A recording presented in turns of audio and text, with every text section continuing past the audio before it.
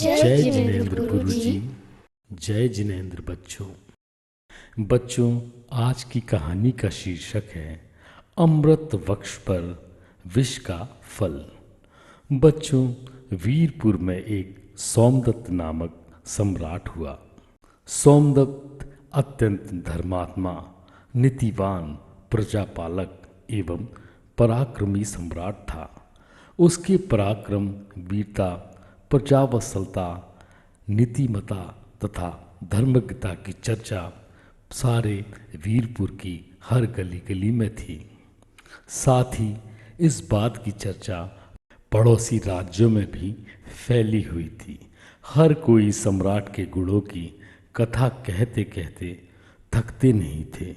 सम्राट की राजमहल में और संपूर्ण नगर में तब और अधिक खुशियां छा गईं जब सम्राट के लिए पुत्र रत्न की प्राप्ति हुई। पुत्र का नाम सुखानंद कुमार रखा गया। धीरे धीरे सुखानंद कुमार बड़ा होता गया।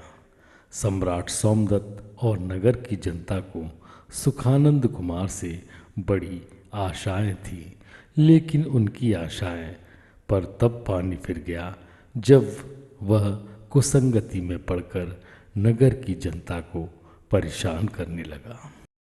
मानो अमृत वृक्ष पर विष फल ही लग गया हो। कुछ समय तक तो सब ने सहन किया। अंत में कुल कलंकी पुत्र के कारण सम्राट सोमदत्त को भी अपने साम्राज्य वीरपुर का परित्याग करना पड़ा और हस्तिनापुर जाकर बस गए। जाते हुए रास्ते में उन्हें वर्धमान नाम के दिगंबर मुनिराज के दर्शन हुए। सम्राट ने कहा, हे भगवान, मुझे कुछ उपदेश देकर कृतार्थ कीजिए।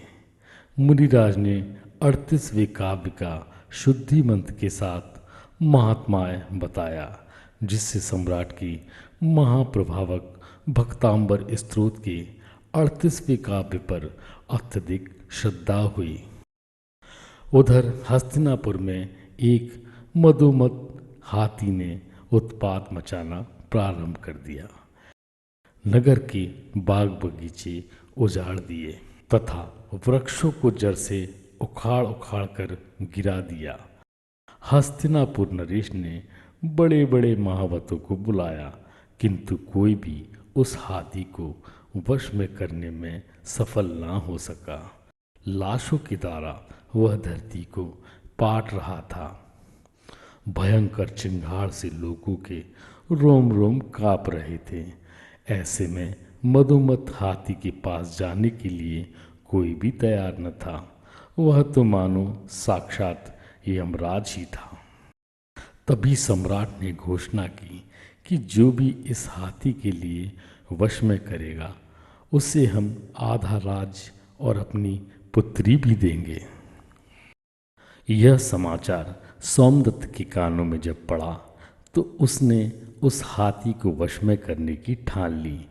गुरुवर वर्धमान सागर मुनिराज का स्मरण कर महाप्रभावक भक्तांबर जी स्तोत्र के 38वें काव्य का शुद्धि मंत्र के साथ स्मरण करना प्रारंभ कर दिया और उस मधुमंत हाथी के सामने जा पहुंचा।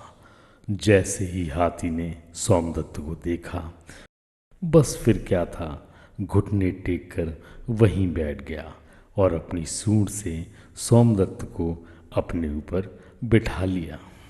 सभी जन सोमदत्त की जय जयकार करने लगे। जैसे ही सम्राट को पता चला तो उन्होंने अपनी घोषणा के मुताबिक आधा राज्य और पुत्री मनोरमा का पाणी ग्रहण सोमदत्त के साथ करा दिया।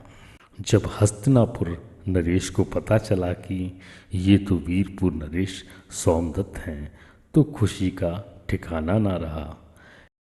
बच्चों, इस कहानी से हमें यह शिक्षा मिलती है कि भले ही इकलौता पुत्र हो, किंतु लाड़ प्यार में उसे कभी भी सद्संस्कारों से वंचित नहीं रखना चाहिए, अन्यथा भविष्य में उसके दुष्परिणाम भोगना पड़ते हैं। सत्संस्कार ही हमारे भावी जीवन की उन्नति का मार्ग है।